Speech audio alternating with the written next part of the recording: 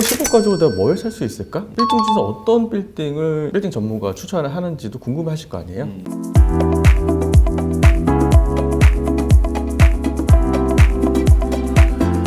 안녕하세요. 네, 안녕하세요. 오늘 또 같이 함께 감사합니다. 항상 불러주시고. 저번에 기본편으로 해서 제가 뭐 여러 가지 설명을 해드렸는데 이번에 이제 조금 기본 단계에서 조금 더 업그레이드해서 그때는 뭐 5억 가지고 뭐 살 수 있을까? 산다라면 뭐 계약은 어떻게 하고 중도금, 잔금은 어떻게 하고 해서 노하우적인 부분도 좀 알려드렸고 근데 지금은 이제 그런 부분보다는 만약에 부동산을 빌딩 쪽으로 살려고 한다라고 하면은 요새 유튜브를 찾아보던가 책을 사서 보던가 하는데 내가 원하는 것이 안 나오는 경우가 많아요. 그러니까 뭐 유튜브 보다 보면 이게 진짜 나한테 필요하다라고 해서 봤는데 산으로 간다든지 이런 부분이 알고 싶은데 아무리 유튜브 찾아도 시간 낭비고 책을 보더라도 자기 원하는 부분이 안 나오는 경우가 많거든요. 그렇기 때문에 이번 영상에는 한 현금 10억 정도 있을 때 어떤 거를 매입하는 게 가장 좋을까에 대해서 그리고 또 그런 부분들이 빌딩을 보시려면 직접 가서 물건을 확인을 해봐야 되거든요. 보통 이 인터넷으로 손품을 많이 팔다 보니까 인터넷으로 하다 보면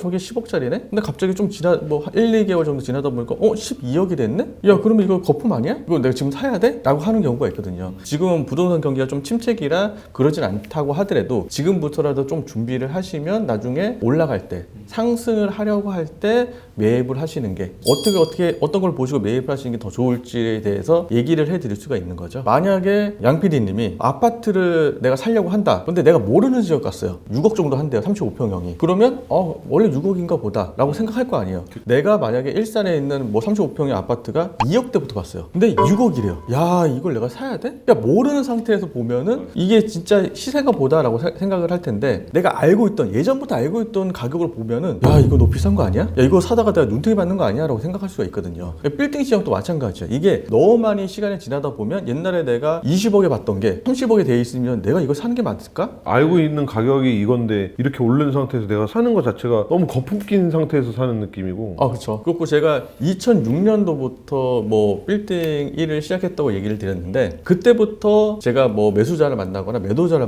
특히 매수자를 만났을 때 많이 듣는 소리가 야 강남에 거품 낀 거 아니야? 야 내가 샀다가 일본처럼 저렇게 10년 동안 폭망하는 거 아니야? 라는 얘기를 매년 들었어요. 계속 듣다 보니까 지금 부동산 경기가 좀 내려가고 있는데 제가 볼 때는 이거는 이제 미국의 영향이 조금 크다 보니까 자이언트 스텝으로 해서 이제 미국 영향이 크다 보니까 이렇게 된 거고 어느 정상화가 되면은 많이 올라갈 것 같아요. 왜냐면 화폐 가치가 예전보다는 훨씬 더 없어졌기 때문에 그러니까 지금부터 조금씩 하나 둘 개씩 배워서 준비를 하는 게 훨씬 낫지 않을까. 자이언트 스텝이 0.75씩 계속 지금 3번 연속으로 올라갔는데 이게 0.5라든지 0.25로 내려가게 되면 더 이상 안 올리려나 보다라는 신호만 주더라도 금리는 어느 정도 정상화될 것 같아요. 근데 지금은 너무 많이 오르다 보니까 어쩔 수 없이 이제 떨어지게 되는 거고요. 적당한 가격 이런 걸 알아보는 그런 방법을 알려주시는 건가요? 그런 건 아니고요. 오늘 알려드리는 거는 내가 만약에 현금 10억을 갖고 있다. 10억 가지고 내가 뭘 살 수 있을까? 뭐 대출을 어느 정도 받고 이제 매입을 해야 될 텐데 내가 어떤 걸 살 수 있을까라는 거에 대해서 조금 알려드리려고. 유튜브에서 그런 걸 찾아봐도 좀 디테일하거나 해소 안 되는 부분들은 또 없으니까. 내가 만약에 현금 10억 정도 있으면 뭐 빌딩을 살 수 있겠는데 빌딩 중에서 어떤 빌딩을 빌딩 전문가가 추천을 하는지도 궁금하실 거 아니에요? 현금 10억을 갖고 계시면 보통 상가주택을 매입하시는 게 그래도 가장 괜찮긴 해요. 1층에는 뭐 마트, 편의점 들어오면 좋은 거고 아니면 미용실 그리고 위에는 주택이 있는 건물들 그러니까 그런 건물들 같은 경우는 만약에 거기가 상권이 좀 좋다 주택 말고 다른 걸로 임차할 수 있는 상권이다 라고 하면 위에를 이제 명도를 하시고 그러고 나서 리모델을 싹 다 이쁘게 하시면 이제 건물 가치가 좀 더 높아질 수가 있고요. 아니면 전층 다 명도가 가능하다라고 하면은 멸실을 하고 신축을 하시면 부시고 그렇죠. 새로 신축을 하시면 좀 더 나은 건물을 가질 수가 있고요. 근데 신축에 대한 부담감을 또 갖고 계신 분들이 계세요. 왜냐하면 내가 한 번도 안 해본 거기 때문에 예전에 비해서 지금 신축 비용이 상당히 많이 올랐어요. 건축비 자체가 많이 그렇죠. 올랐죠. 건축비하고 뭐 인건비, 자재비 뭐 이런 것들이 많이 오르다 보니까 예전이라고 하면은 뭐 한 5년 전 100평짜리 건물을 짓는다고 하면은 뭐 평당 한 400만 원, 좀 비싸게 지으면 뭐 450, 500이었거든요.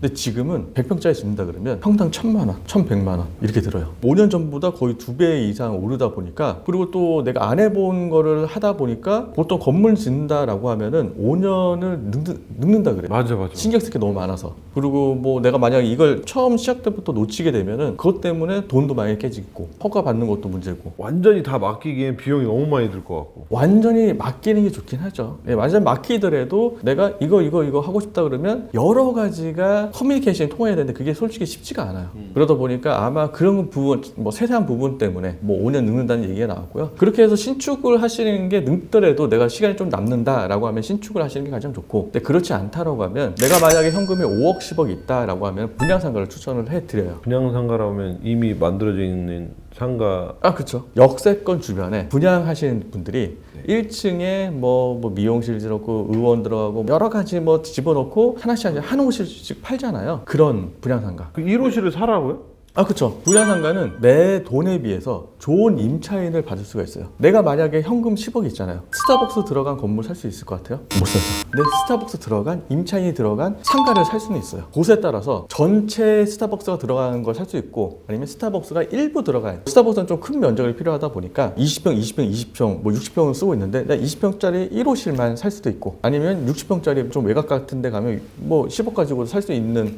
그런 거 살 수 있으니까. 근데 10억 가지고 언제 뭐 우량 임차인을 사겠어요? 하긴 그런 얘기 들은 것 같아요. 스타벅스에는 상권 분석하는 팀이 따로 있다고. 그렇죠. 부석보다 스타벅스라는 네임밸류가 있기 때문에. 구석진 데 있어도 거기 스타벅스에 사람 많더라. 그러니까 사람 한 명 안 다니더라도 스타벅스에는 차들이 꽉 차 있죠. 예. 그런 것들을 이제 분석을 하는 거죠, 걔네들도. 스타벅스 하는 건 어때요? 스타벅스는 이제 다 직영 매장이다 보니까 체인점이 없죠. 그래요? 다 직영이에요? 그렇죠. 문제가 있어요. 분양상가 샀을 때 문제가 한 가지 알려드리면, 일산 쪽 가시면 분양상가들이 막 돼 있는, 그러니까 1층이 상당히 많이 쪼개지고 2층도 많이 쪼개지고 하는 분양상가들이 많잖아요. 근데 어떤 건물 가면 한 층이 한 개 크더라도 뭐 2층, 3층도 뭐 통으로 주고 막 이런 데도 있어요.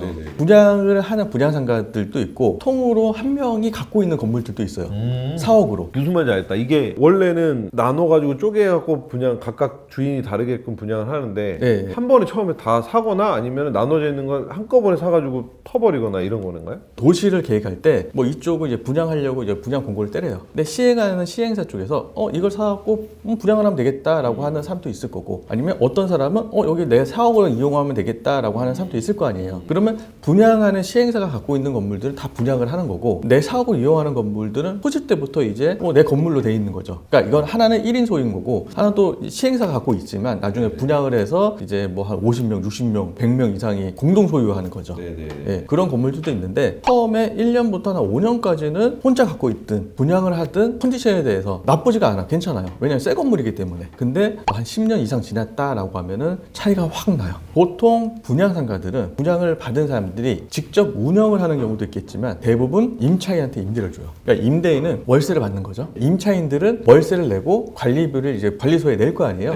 근데 임차인들은 내 건물이 아니다 보니까 임대 관리비를 줄이려고 해요. 경비소장 뭐 2명이 왜 필요하냐? 1명만 있으면 되는 거 아니냐? 뭐 이거 수리해야 되는데 이거 수리를 왜 이렇게 많이 하냐? 관리가 점점 소홀해지는구나. 그렇죠. 한 20년 된 건물, 분양했던 건물 가보시면, 화장실 가보시면 문짝이 떨어져 있는 건물들도 있고 청소 잘 안 돼 있고 막 그래요. 근데 1인 소유인 비슷한 건물인데 크기는 비슷한데 하나는 상당히 잘 돼, 사업으로 돼 있는 건 상당히 잘 돼 있어요. 적재적소에 수리도 하고 인테리어도 좀 바꾸고 다 바꾸잖아요. 근데 이제 분양이 뭐 20년, 30년 되면 너무 확연히 차이가 나요. 저는 만약에 분양상가를 살 때 웬만하면 1층을 사라. 수익률이 좀 적더라도 1층을 사야 돼요. 만약에 지하에 슈퍼마켓, 이마트가 들어가 있다. 아니면 우량 임차인이 들어가 있는데 장기 계약이 돼 있다. 대기업이 들어가 있다. 그런 거 같은 경우는 적극적으로 고민해 볼 만해요. 지하나 뭐 2층이나 3층 같은 데 들어가 있어도. 근데 웬만하면 1층을 사라. 비싸더라도. 대기업들은 한번 들어오면 그렇게 뭐 쉽게 빠지거나 그렇잖아요. 그렇죠. 쉽게 빠지진 않죠. 근데 또 조심해야 될 게 지하 같은 경우는 평수를 크게 쓰거든요. 예전 같은 경우는 헬스장에 한참 유행할 때는 한 200평, 300평을 헬스장에 썼어요. 근데 그 헬스장이 나가버리면 관리비가 평당 보통 관리비가 한 15,000원, 2만만 하더라도 200평 쓰고 좀 400만 원이에요. 관리비만. 예. 어떤 신도시 가보시면 뭐 한 10년, 20년 된 건물에 지하에 공실이 나면 월세는 조금만 받겠다. 관리비만 대신 잘 내줘라 라고 하는 건물도 있고 그래요. 관리비만 해도 엄청나네요. 제가 추천드리는 거는 분양상가는 웬만하면 1층, 정말 우량하는 임차인이 아니라면 1층을 매입하시는 게 좋고, 뭐 2층, 3층, 4층 뭐 괜찮은 의원이 들어와 있어 뭐 그런 것도 괜찮겠지만 들어와서 매입했다가 갑자기 관리비 폭탄을 맞을 수도 있어요. 1층 같은 경우는 이제 평당 가격도 비싸기 때문에 뭐 1층 해봤자 뭐 10평 10평, 20평 이 정도밖에 안 되잖아요. 네네. 그럼 관리비를 만약 공실이 났다고 하더라도 평수로. 예, 부담이 좀 적고 그리고 1층이 웬만하면 임차가 잘 들어오거든요. 그래서 5년 이내에 불량상가 신축된 지 5년 이내에 불량상가를 추천드리고요. 웬만하면 10원이 넘어가지 않는 데를 선호를 하고 15년 정도 넘어가려고 하면 그 전에 이제 매각을 하시는 것도 괜찮죠. 분양상가 같은 경우는 지금